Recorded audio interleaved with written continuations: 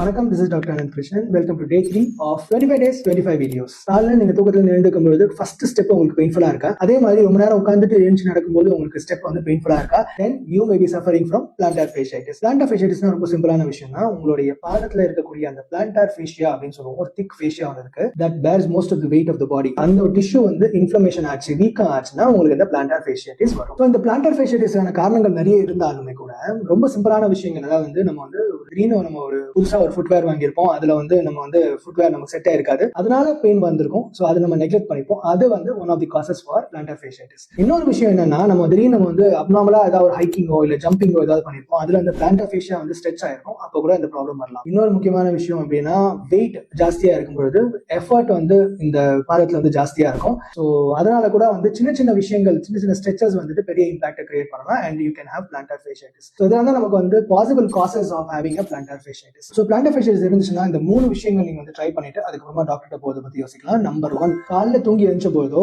இல்ல வந்துட்டு ஒரு நேரம் உட்காந்துட்டு எழுந்து நடக்க போகும்போதோ அதுக்கு முன்னாடி ஜஸ்ட் பாதத்தை நல்லா பிரிச்சு விடுங்க. So this will increase your blood supply and reduce the pain modulators. Number 2, சூடு தாங்குற அளவுக்கு நீங்க வந்து ஹாட் வாட்டர் எடுத்துட்டு ஒரு பக்கெட்ல அதுல உங்க காலை வைக்கலாம், அண்ட் அது 10 மினிட்ஸ் வைக்கலாம். உப்பு இப்போ அதெல்லாம் இது போடணும் அவசியம் இல்லை. So that will take care of your in reducing the inflammation. Number 3 வந்து பாத்தீங்கன்னா using of soft slippers. MCR சொல்லிட்டு ஒரு மெட்டீரியல் ஸ்லிப்பர்ஸ் கிடைக்கும். அந்த ஸ்லிப்பர்ஸ் நீங்க யூஸ் பண்ண ஆரம்பிச்சீங்க அப்படின்னா கண்டிப்பாக உங்களுடைய பெயின் ரிலீஃப் வந்து ரொம்ப ஃபினாமினலா இருக்கும். இந்த ஸ்லிப்பர்ஸ் வந்து பாத்தீங்கன்னா வந்து வீட்லயும் நீங்க யூஸ் பண்ணணும், வெளியும் நீங்க யூஸ் பண்ணணும். வெளியே சப்போஸ் நீங்க ஷூஸ் போற ஆளா இருந்தா எம்சிஆர் இன்சோல்னு கிடைக்கும், அதை நீங்க யூஸ் பண்ணிக்கலாம். எம்சிஆர் பிராண்ட் இல்ல, எம்சிஆர் மெட்டீரியலோடைய நேம். இந்த 3 விஷயங்கள் வந்து காலையில தூங்கி எழுந்த பிறகு ஃபாலோ பண்ணணும். அதே மாதிரி நைட் தூங்க போறதுக்கு முன்னாடி இதை நீங்க ஃபாலோ பண்ணணும். ஆனா உங்களுக்கு அடிபட்டுருச்சு, அதுக்கப்புறமா ஹீல் பெயின் வந்துச்சுன்னா then you have to meet the doctor. அதுல எந்த ஒரு காம்ப்ரமைஸுமே கிடையாது. இதெல்லாம் ட்ரை பண்ணிட்டு அதுக்கப்புறமா நம்ம டாக்டர் போறோம் அப்படின்றது நினைக்காதீங்க.